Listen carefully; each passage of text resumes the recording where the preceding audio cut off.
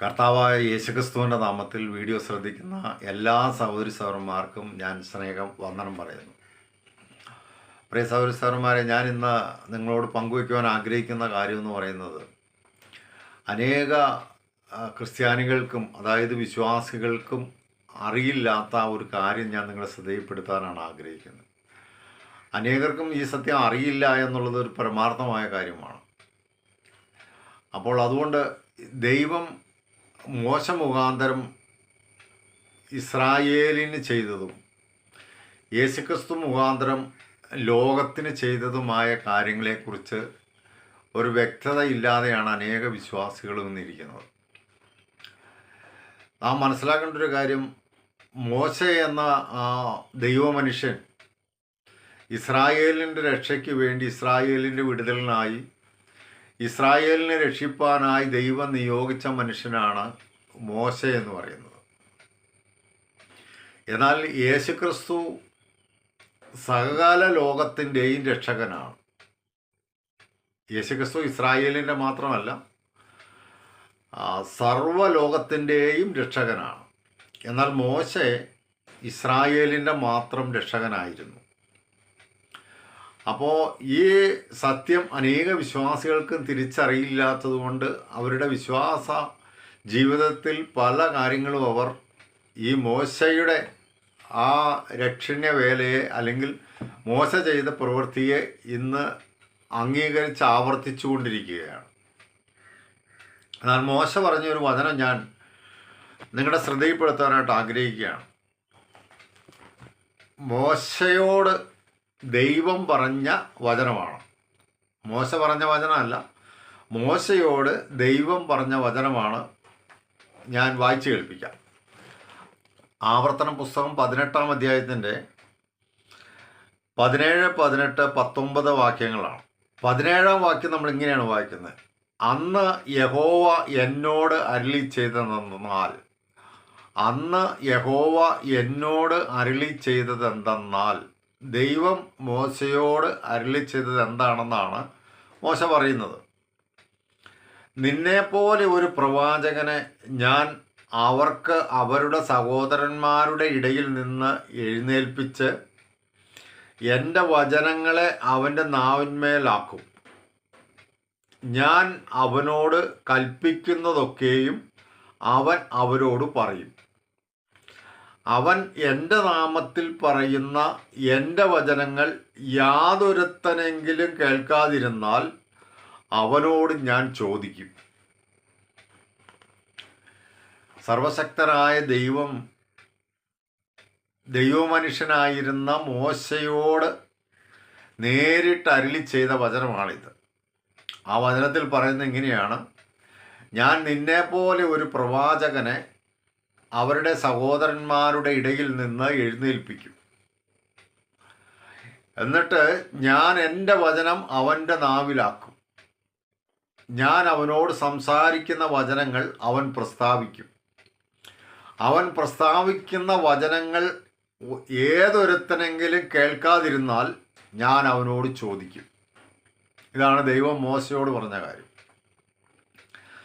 അപ്പോൾ ദൈവം മോശയോട് പറഞ്ഞത്, ഞാൻ നിന്നെപ്പോലെ ഒരു പ്രവാചകനെ എഴുന്നേൽപ്പിക്കും.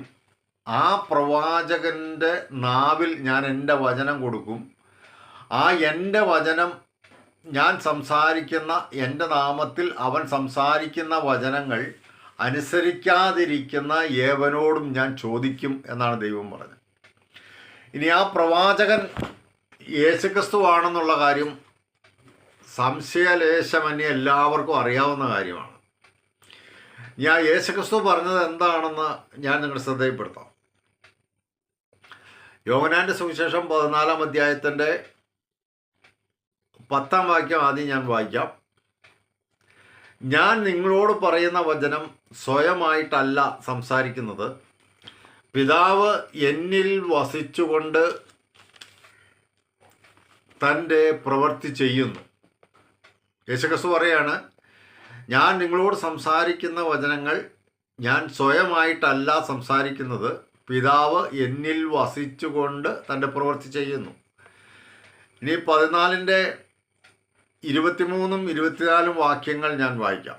അവിടെ 23 വാക്യത്തിൽ ഇങ്ങനെയാണ്: യേശു അവനോട്, എന്നെ സ്നേഹിക്കുന്നവൻ എൻ്റെ വചനം പ്രമാണിക്കും, എൻ്റെ പിതാവ് അവനെ സ്നേഹിക്കും, ഞങ്ങൾ അവൻ്റെ അടുക്കൽ വന്ന് അവനോടുകൂടെ വാസം ചെയ്യും. ഈ രണ്ട് വ്യക്തികളെയും നമ്മൾ ശ്രദ്ധിച്ചു കഴിഞ്ഞാൽ യേശുക്രിസ്തു ചെയ്തത് എന്താണെന്നും മോശ ചെയ്തത് എന്താണെന്നും നമുക്ക് മനസ്സിലാക്കാനായിട്ട് പറ്റും.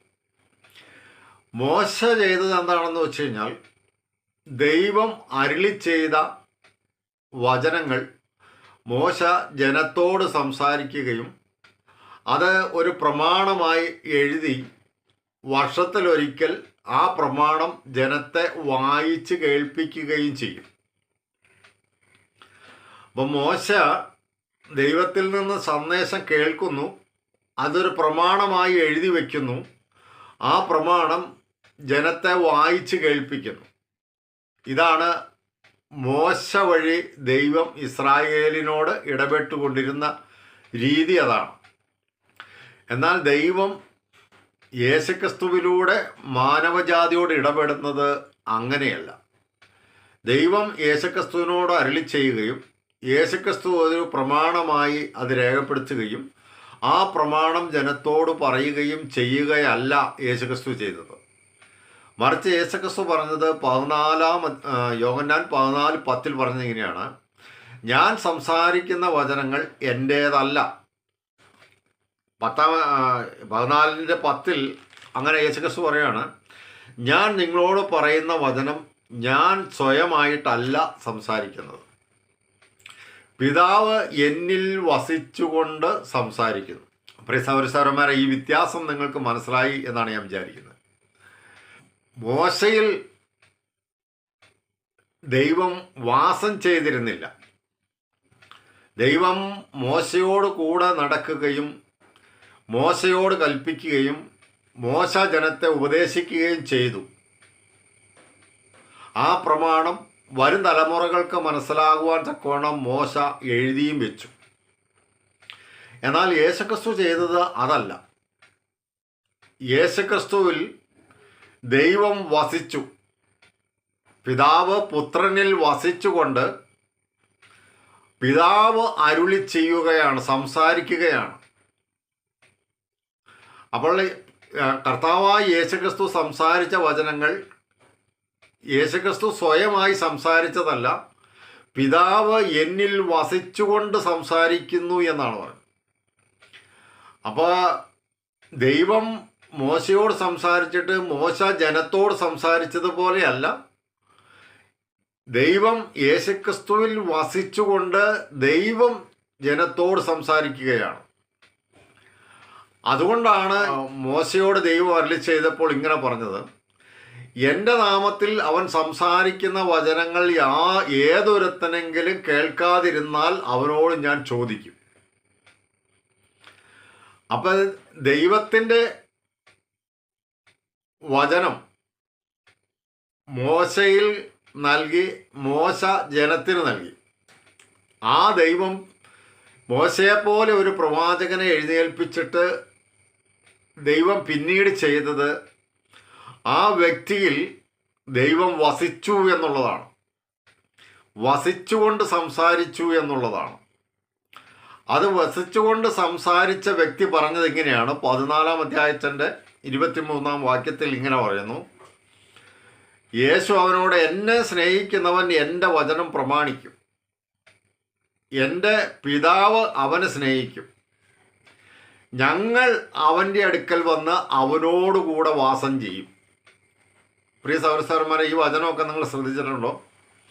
യേശുക്രിസ്തുവിൻ്റെ വചനം യേശുക്രിസ്തു സ്വയമായി സംസാരിച്ചതല്ല. ആ യേശുക്രിസ്തുവിലൂടെ പിതാവായ ദൈവം സംസാരിച്ചതാണ്. ആ സംസാരിച്ച വചനങ്ങൾ യേശുവിനെ സ്നേഹിക്കുന്നവൻ ആ വചനം പ്രമാണിക്കും. യേശുവിൻ്റെ വചനം പ്രമാണിക്കുന്നവനെ പിതാവ് സ്നേഹിക്കുകയും യേശുവും പിതാവും അവനോടുകൂടെ വാസം ചെയ്യും. ഇത്രമാത്രം മഹത്വകരമായ ഒരു വചനം ഏതാ ഉള്ളത്? യേശുക്രിസ്തുവിൽ സംസാരിക്കുന്ന വചനങ്ങൾ പിതാവായ ദൈവത്തിൻ്റെ വചനങ്ങളാണ്. ആ വചനങ്ങൾ അനുസരിക്കുന്നവൻ, യേശുവിനെ സ്നേഹിക്കുന്നവൻ ആ വചനം അനുസരിക്കും. ആ വചനം അനുസരിക്കുന്നവനോട് കൂടെ യേശു കർത്താവും പിതാവായ ദൈവവും അവനോട് കൂടെ വാസം ചെയ്യും എന്നാണ് പറഞ്ഞത്. അപ്പം മോശ നൽകിയ പ്രമാണം, മോശ ഇങ്ങനെ ഒരു വ്യക്തിയായി നിൽക്കുകയും ജനത്തോട് പ്രമാണം പറയുകയും ചെയ്യുന്നു. മോശയോ ദൈവമോ ജനത്തോട് ആ വചനം അനുസരിക്കുന്നവരോട് കൂടെ വാസം ചെയ്യുമെന്ന് മോശ ജനത്തോട് പറഞ്ഞില്ല. ഞാനും ദൈവവും നിങ്ങളോടുകൂടെ വാസം ചെയ്യാമെന്ന് മോശ ജനത്തോട് പറഞ്ഞില്ല. എന്നാൽ യേശുക്രിസ്തു ജനത്തോട് പറഞ്ഞത് ഇങ്ങനെയാണ്: എൻ്റെ വചനം കേട്ട് എന്നെ സ്നേഹിക്കുന്നവൻ്റെ കൂടെ ഞാൻ വസിക്കും, അവനോട് കൂടെ ഞാൻ വാസം ചെയ്യും. അപ്പോൾ മോശയിലൂടെ ദൈവം ചെയ്ത ശുശ്രൂഷയും യേശുക്രിസ്തുവിലൂടെ ദൈവം ചെയ്ത ശുശ്രൂഷയും തമ്മിലുള്ള വ്യത്യാസം ഇതാണ്. മോശ മനുഷ്യനെയും ദൈവത്തെയും തമ്മിൽ ഇങ്ങനെ അകറ്റി നിർത്തിക്കൊണ്ട് സംസാരിച്ചു. മോശ സംസാരിച്ചത് ദൈവം ഒരു ഭാഗത്തും മനുഷ്യൻ മറ്റൊരു ഭാഗത്തുമായും അകറ്റി നിർത്തിക്കൊണ്ട് സംസാരിക്കുന്ന പ്രമാണവും ഉപദേശവുമായിരുന്നു മോശയിലൂടെ നൽകിയത്.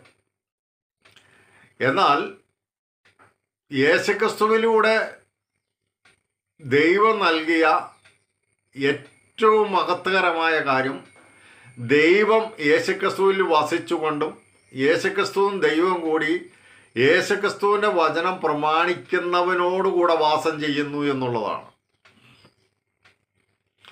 അപ്പം അകന്നു നിന്ന് ജനത്തോട് ഇടപെട്ടുകൊണ്ടിരുന്ന ദൈവം ഇപ്പം മനുഷ്യനിലേക്ക് വന്ന മനുഷ്യരോടുകൂടെ ആ വ്യക്തിപരമായിട്ട് എൻ്റെ വചനം പ്രമാണിക്കുന്നവനോടുകൂടെ, അതായത് ദൈവം വ്യക്തിപരമായിട്ട് ജനത്തിൻ്റെ കൂടെ വാസം ചെയ്യുന്നു എന്നുള്ളതാണ്. ഓരോ വ്യക്തികളുടെയും, കർത്താവായ യേശുക്രിസ്തുവിൻ്റെ വചനം കേൾക്കുന്ന വ്യക്തികളുടെ കൂടെ ദൈവം വാസം ചെയ്യുന്നു. യേശുക്രിസ്തുവും ദൈവവും അവരിൽ വാസം ചെയ്യുന്നു എന്നാണ് യേശുക്രിസ്തു പറഞ്ഞത്. പ്രിയ സഹോദരന്മാരെ, ഞാനിങ്ങനെ നിങ്ങളോട് പറയാം, ദൈവം ന്യായപ്രമാണം കൊടുത്തു കഴിഞ്ഞപ്പോൾ ന്യായപ്രമാണം കൊടുത്ത വ്യക്തിക്കും ന്യായപ്രമാണം അനുസരിക്കുവാനുള്ള ഇസ്രായേലിനും പരിശുദ്ധാത്മാവ് എന്ന വാഗ്ദത്തം നൽകിയിരുന്നില്ല. അതുകൊണ്ട് ആ പ്രമാണം അനുസരിക്കുവാൻ യാതൊരു മനുഷ്യനും സാധ്യമല്ല.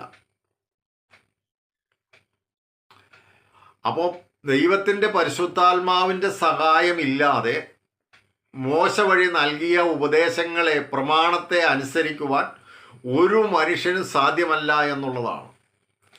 എന്നാൽ ദൈവം യെഹെസ്കേലിലൂടെ അരുളി ചെയ്ത ആ വാഗ്ദത്തം ഇതാണ്: ഞാൻ എല്ലാവരുടെ മേലും പരിശുദ്ധാത്മാവിനെ പകരും, അവരെല്ലാവരും എൻ്റെ ചട്ടങ്ങളെ പ്രമാണിക്കും. അപ്പോൾ പരിശുദ്ധാത്മാവിനാൽ മാത്രമേ ദൈവത്തിൻ്റെ വചനത്തെ അനുസരിക്കുവാനായിട്ട് കഴിയത്തുള്ളൂ. അപ്പോൾ പരിശുദ്ധാത്മാവിനെ ദൈവം വാഗ്ദത്തം ചെയ്തത് ആരോടാണെന്നറിയോ? മോശ വഴി വാഗ്ദത്തം ചെയ്ത വാഗ്ദാനമല്ല പരിശുദ്ധാത്മാവ്, മറിച്ച് യേശുക്രിസ്തു വഴി ദൈവം വാഗ്ദത്തം ചെയ്ത വാഗ്ദാനമാണ് പരിശുദ്ധാത്മാവ്. അതുകൊണ്ടാണ് യേശുക്രിസ്തു സ്വർഗത്തിലേക്ക് യേശുക്രിസ്തു പോകുമ്പോൾ ശിഷ്യന്മാരോട് പറഞ്ഞെങ്ങനെയാണ്: എന്നോട് കേട്ട പിതാവിൻ്റെ വാഗ്ദാനത്തിനായി നിങ്ങൾ യെരുശലേമിൽ കാത്തിരിക്കണം. അപ്പോൾ പ്രിയ സഹോദരന്മാരെ, ശിഷ്യന്മാരെ പിതാവിൽ നിന്ന് എന്നോട് കേട്ട വാഗ്ദാനത്തിനായി കാത്തിരിക്കണം. അപ്പോൾ പിതാവായ ദൈവം പുത്രൻ മുഖാന്തരം വാഗ്ദത്തം ചെയ്തതാണ് പരിശുദ്ധാത്മാവ്. ആ പരിശുദ്ധാത്മാവ്, ദൈവത്തിൻ്റെ ആത്മാവ്, ദൈവം, ആ ക്രിസ്തുവിൻ്റെ ആത്മാവ് എന്നെല്ലാം വേദപുസ്തകം പറയുകയാണ്. പരിശുദ്ധാത്മാവിനെ ദൈവമെന്ന്, പരിശുദ്ധാത്മാവിനെ ക്രിസ്തുവിൻ്റെ ആത്മാവെന്ന്, പരിശുദ്ധാത്മാവ് വിശുദ്ധിയുടെ ആത്മാവെന്ന്, പരിശുദ്ധാത്മാവ് സത്യത്തിൻ്റെ ആത്മാവെന്ന്, അങ്ങനെ ദൈവം ആത്മാവിൽ ദൈവത്തെ അനുസരിക്കുന്നവൻ്റെ ഉള്ളിൽ വാസം ചെയ്യുന്നു എന്നുള്ളതാണ് യേശുക്രിസ്തു മുഖാന്തരം ദൈവം നമുക്ക് ചെയ്ത പ്രവൃത്തി. ഞാൻ ആവർത്തിച്ച് പറയാം. മോശ മുഖാന്തരം ദൈവം അകന്നു നിന്നുകൊണ്ട് ജനത്തോട് ഇടപെട്ടപ്പോൾ യേശുക്രിസ്തു മുഖാന്തരം തൻ്റെ ആത്മാവിനാൽ നമ്മുടെ ഉള്ളിൽ വസിച്ചുകൊണ്ട് നമ്മോട് ഇടപെടുന്നു എന്നുള്ളതാണ്.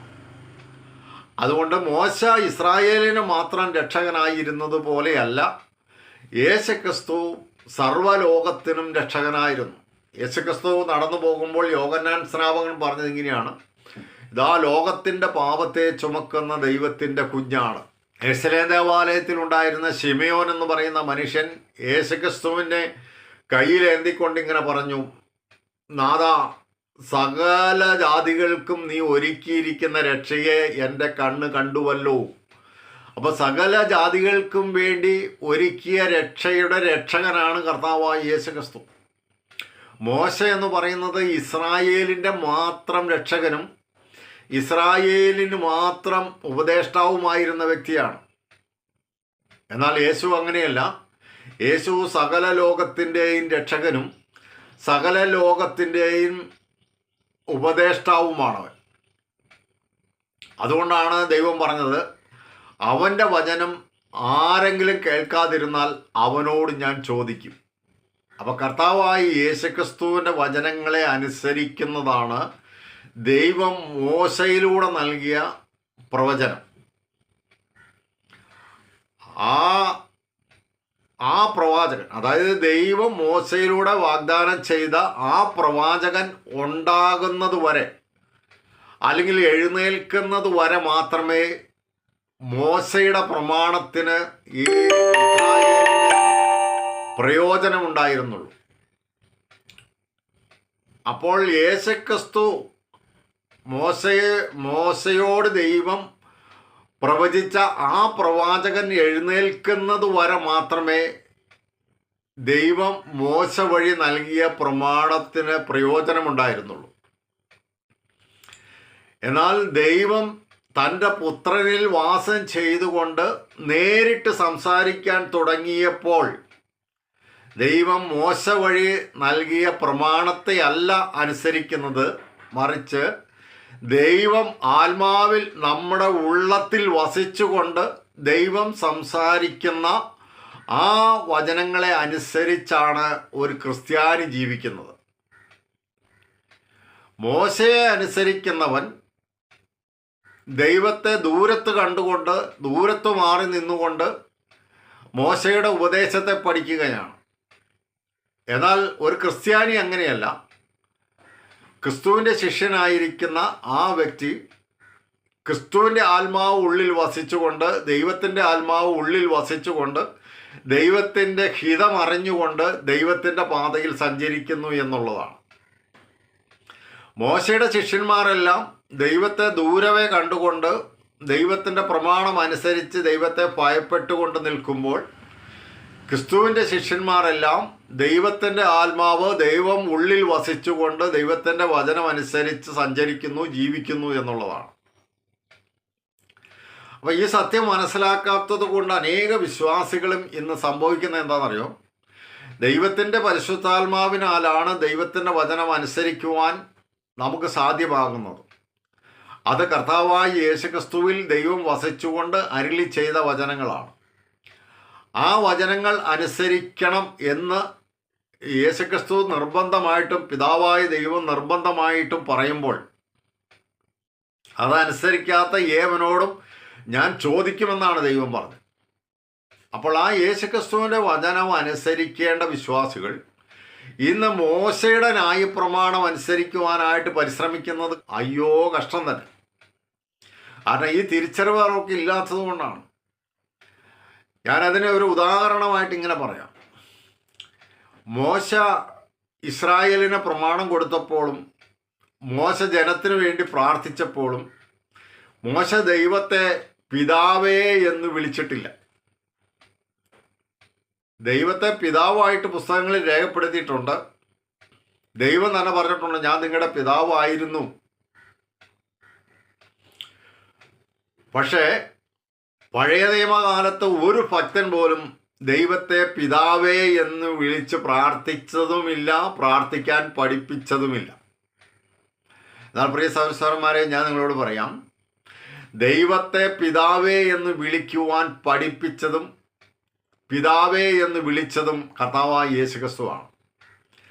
ആ യേശുക്രിസ്തുവിൻ്റെ ആത്മാവിനാൽ നാം വീണ്ടും ജനിച്ചപ്പോൾ യോഹന്നാന്റെ സുവിശേഷം 1:12 പറയുന്നു, യേശുവിനെ കൈക്കൊണ്ട് അവൻ്റെ നാമത്തിൽ വിശ്വസിക്കുന്നവർക്ക് ദൈവമക്കളാകുവാൻ അധികാരം കൊടുത്തു. അവർ ജഡത്തിൻ്റെ ഇഷ്ടത്താലല്ല, പുരുഷൻ്റെ ഇഷ്ടത്താലല്ല, ദൈവത്തിൽ നിന്നത്രേ ജനിച്ചത്. അപ്പം ദൈവത്തിൽ നിന്ന് ജനിച്ചവനാണ് ക്രിസ്തുവിൻ്റെ ശിഷ്യൻ. ആ ദൈവത്തിൽ നിന്ന് ജനിച്ചവനായതുകൊണ്ടാണ് ആ ക്രിസ്തു ശിഷ്യൻ ദൈവത്തെ പിതാവേ എന്ന് വിളിക്കുന്നത്. അതുകൊണ്ടാണ് യേശുക്രിസ്തു നമ്മളോട് പിതാവേ എന്ന് വിളിച്ച് പ്രാർത്ഥിക്കാൻ പറഞ്ഞത്. മോശ ദൈവത്തിൽ നിന്ന് ജനിച്ചവനല്ല, മോശ ദൈവം തിരഞ്ഞെടുത്ത ഇസ്രായേലിനും ദൈവത്തിനും വേണ്ടി ഇടനിലക്കാരനായി നിന്നുകൊണ്ട് ദൈവത്തിൻ്റെ സന്ദേശം ജനത്തെ അറിയിച്ച വ്യക്തിയാണ് മോശ. മോശ ദൈവത്തിൽ നിന്ന് ജനിച്ചവനല്ല. എന്നാൽ യേശു കർത്താവ് ദൈവത്തിൽ നിന്നു ജനിച്ചവൻ, യേശു കർത്താവ് ദൈവത്തിൻ്റെ പുത്രൻ, യേശു കർത്താവ് നമ്മുടെ ഉള്ളത്തിൽ വാസം ചെയ്യുന്നവൻ. അപ്പോൾ യേശുവിൻ്റെ ആത്മാവിനാൽ നമ്മൾ വീണ്ടും ജനിച്ചതുകൊണ്ട് യേശു ദൈവത്തിൻ്റെ പുത്രനായി ദൈവത്തെ പിതാവേ എന്ന് വിളിച്ചതുപോലെ യേശുക്രിസ്തുവിൻ്റെ ശിഷ്യന്മാരെല്ലാം യേശുക്രിസ്തുവിൻ്റെ ആത്മാവിനാൽ, റോമാലേഖനം 8-ാം അധ്യായത്തിൽ നമ്മൾ വായിക്കുന്നത്, നാം അബ്ബാ പിതാവേ എന്ന് വിളിക്കുന്ന പുത്രത്വത്തിൻ്റെ ആത്മാവ്.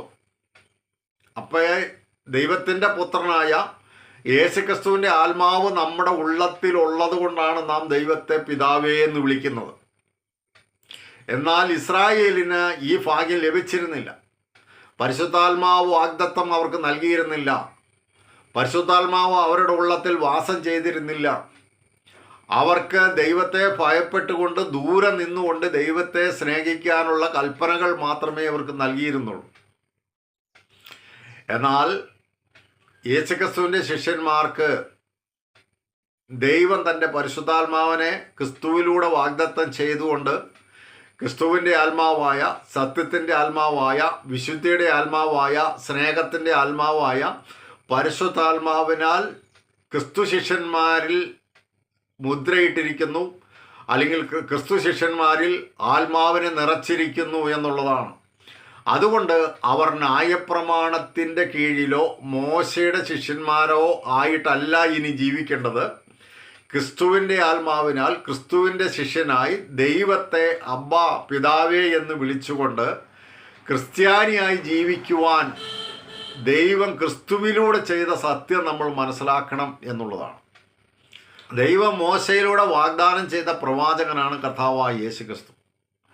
ആ യേശുക്രിസ്തുവിൽ വിശ്വസിച്ച് ആത്മാവിനെ പ്രാപിച്ച് യേശുക്രിസ്തുവിൻ്റെ വചനം പ്രമാണിച്ച് ജീവിക്കേണ്ട ദൈവമക്കൾ ഇന്നും യഹോവേ എന്ന് വിളിച്ച് മോശയെപ്പോലെ ന്യായപ്രമാണത്തിൻ്റെ അടിമത്തത്തിൽ ദൈവത്തെ മാറ്റി നിർത്തിക്കൊണ്ട്, ദൂരെ നിർത്തിക്കൊണ്ട് യഹോവേ എന്നൊക്കെ വിളിച്ച് പ്രാർത്ഥിക്കുന്നു, യഹോവേ എന്ന് വിളിച്ച് സംസാരിക്കുന്നു. ദൈവം നമ്മുടെ ഉള്ളത്തിൽ വാസം ചെയ്യുന്നു. അവൻ പുത്രത്വത്തിൻ്റെ ആത്മാവിനെ തന്ന് അബ്ബാ പിതാവേ എന്ന് വിളിക്കാം. അപ്പോൾ സ്വർഗസ്ഥനായ പിതാവേ എന്ന് വിളിക്കേണ്ട നമ്മൾ കർത്താവായ യഹോവേ എന്ന് വിളിക്കുമ്പോൾ നാം യേശുക്രിസ്തുവിൻ്റെ ശിഷ്യനല്ല, മറിച്ച് മോശയുടെ ശിഷ്യനാണ്. സങ്കീർത്തന പുസ്തകങ്ങളിലെല്ലാം യഹോവേ എന്നുള്ള പദങ്ങളൊക്കെ ഇനി നിങ്ങൾ വായിക്കുമ്പോൾ എങ്ങനെ വായിക്കണം എന്നറിയാം. യഹോവേ എന്നുള്ള പദം യഹോവ എന്ന് വായിക്കരുത്, മറിച്ച് ഒന്നില്ലെങ്കിൽ കർത്താവേ എന്ന് വായിക്കണം, അതല്ലെങ്കിൽ പിതാവേ എന്ന് വായിക്കണം. കാരണം യേശുക്രിസ്തു ദൈവത്തെ നമുക്ക് പിതാവായി പഠിപ്പിച്ചു, പിതാവായി വെളിപ്പെടുത്തി, പിതാവായി നമ്മിൽ വാസം ചെയ്യുന്നു. അപ്പം നമ്മളിൽ വാസം ചെയ്യുന്ന സ്വർഗസ്ഥ പിതാവിനെ യഹോവേ എന്നല്ല വിളിക്കേണ്ടത്, പിതാവേ എന്ന് വിളിക്കണം. സങ്കീർത്തനങ്ങളെല്ലാം വായിക്കുമ്പോൾ, പഴയ നിയമങ്ങളെല്ലാം വായിക്കുമ്പോൾ യഹോവേ എന്നല്ല പറയേണ്ടത്, പിതാവേ എന്ന് പറയണം. കാരണം പിതാവേ എന്ന് യേശുക്രിസ്തു പഠിപ്പിക്കുന്നതിന് മുമ്പ് അവർക്ക് യഹോവേ എന്ന് വിളിക്കാനേ പറ്റുമായിരുന്നുള്ളൂ. എന്നാൽ ദൈവത്തിൻ്റെ ആത്മാവ് നമ്മിൽ വന്നപ്പോൾ അത് പുത്രത്വത്തിൻ്റെ ആത്മാവാകയാൽ നാം ഇപ്പോൾ ദൈവത്തെ യഹോവേ എന്നല്ല വിളിക്കുന്നത്, ദൈവത്തെ പിതാവേ എന്നാണ് വിളിക്കുന്നത്. അപ്പോൾ പ്രിയ സഹോദരന്മാരെ, കാര്യം നിങ്ങൾക്ക് മനസ്സിലായെന്ന് ഞാൻ വിചാരിക്കുന്നു.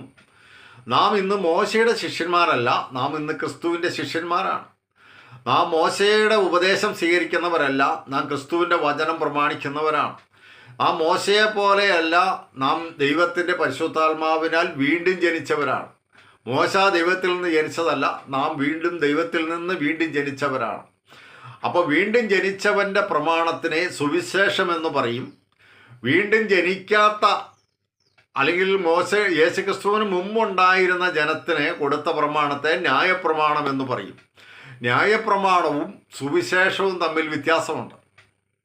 അപ്പം ന്യായപ്രമാണം എന്ന് പറയുന്നത് യേശുക്രിസ്തു വരുന്നത് വരെ ജനത്തെ പരിപാലിക്കുവാൻ ദൈവം നൽകിയ പ്രമാണമാണ് ന്യായപ്രമാണം.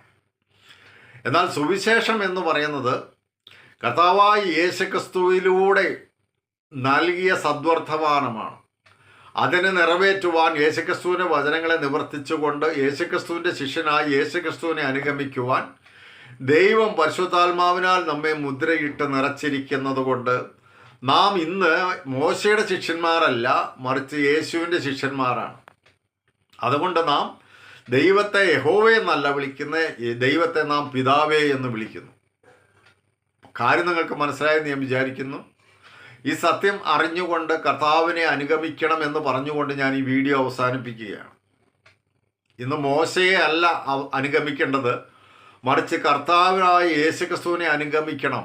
യോഹന്നാന്റെ 1-ാം ലേഖനത്തിൽ 2-ാം അധ്യായം 6-ാം വാക്യത്തിൽ പറയുന്നത് ഇങ്ങനെയാണ്: അവനിൽ വിശ്വസിക്കുന്നു എന്ന് പറയുന്നവൻ അവൻ നടന്നതുപോലെ നടക്കേണ്ടതാണ്.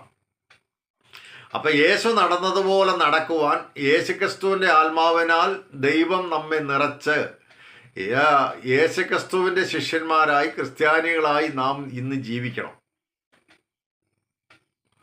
അതിനാണ് ദൈവം നമ്മെ, യേശു നടന്നതുപോലെ നടക്കാൻ വേണ്ടിയിട്ടാണ് ദൈവം നമ്മെ ആത്മാവിൽ നിറച്ചിരിക്കുന്നത്. അപ്പം അതുകൊണ്ട് വീഡിയോ ശ്രദ്ധിച്ച എല്ലാവർക്കും ഞാൻ നന്ദി പറയുകയാണ്. ദൈവം അനുവദിക്കുന്ന പക്ഷം മറ്റൊരു വീഡിയോയിൽ വീണ്ടും കാണാം.